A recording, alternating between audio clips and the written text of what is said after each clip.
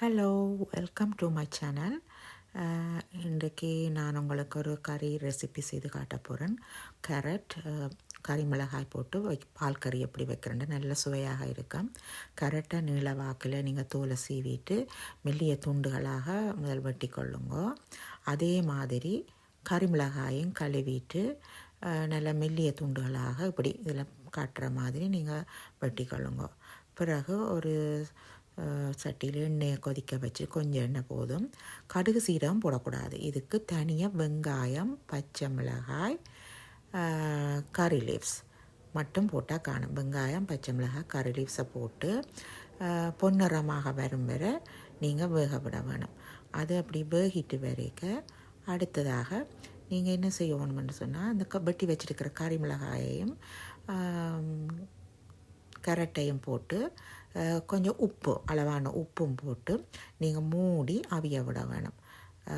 மூடி அவிய விட்டால் அது அவிஞ்சிடும், தண்ணி விட தேவையில்லை. இந்த நேரத்தில் நான் போய் எங்கள்கிட்ட ஃப்ரெஷ்ஷாக எங்கள்கிட்ட தோட்டத்தில் கறி லீவ்ஸ் இருக்குது, கதவை திறந்தோன்னு இறங்கி பிடுங்கலாம். அப்படி பத்தையாக வளர்ந்துருக்குது. கறி லீவ்ஸை பிடுங்கி வைப்பேன். ஏன்னா திருப்பாக நான் கறி லீவ்ஸ் போடலாம். பாருங்கள், கறி கொஞ்சம் வேகி வந்துட்டுது. இதை இப்போ நீங்கள் மூடி வச்சுட்டு திருப்பி அவியலைன்னா மூடி வையுங்க. பிறகு ஒருக்கா திறந்து பாருங்கள், தண்ணி விட தேவையில்லை.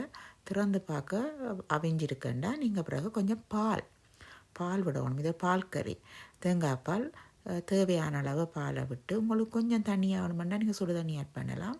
அவ்வளோந்தான், அந்த கறி சுவையாக வந்துடும். இது நீங்கள் டேஸ்ட் பண்ணி பார்த்துட்டு உப்பு பார்த்து நீங்கள் இறக்கி கொள்ளலாம். நான் அடுத்ததான் உங்களுக்கு கேழ்வரை செய்து காட்ட போகிறேன்.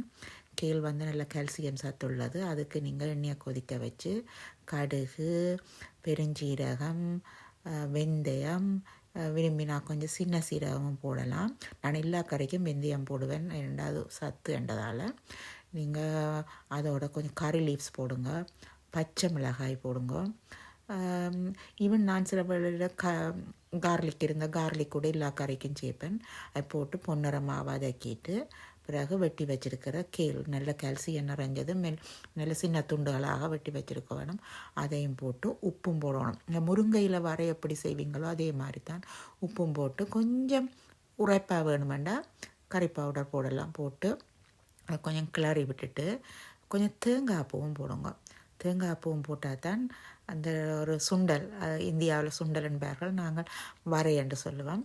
அதுவும் நல்ல சுவையாக வரும். கொஞ்சம் நேரம் கொதிக்க கிளறி விட்டுட்டு பச்சை நிறமாக இருக்கைக்கு இறக்கிட்டு நீங்கள் சோறோட இந்த கறிகளை பரிமாறிக்கொண்டுங்கள். நல்ல சுவையாக இருக்கும். இது எனது வெள்ளிக்கிழமை சமையல். பருப்பு நான் உங்களுக்கு ரெசிபி காட்டியில் தெரியும் உங்களுக்கு. மற்றும் நான் கத்திரிக்காய் பொரிச்ச குழம்பு முதல் நாள் இரவு செய்தபடி அதை ரெசிபி எடுக்கல. ஆல்ரெடி நான் உங்களுக்கு இந்த கோவா வர கபேஜ் கறி ரெசிபி போட்டிருக்கேன் என்ற சேனலில், விரும்பினா நீங்கள் பார்க்கலாம்.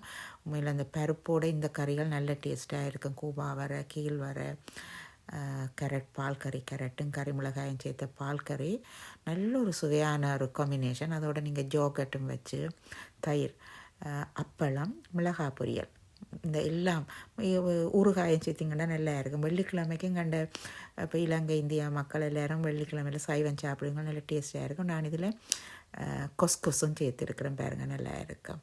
நன்றி.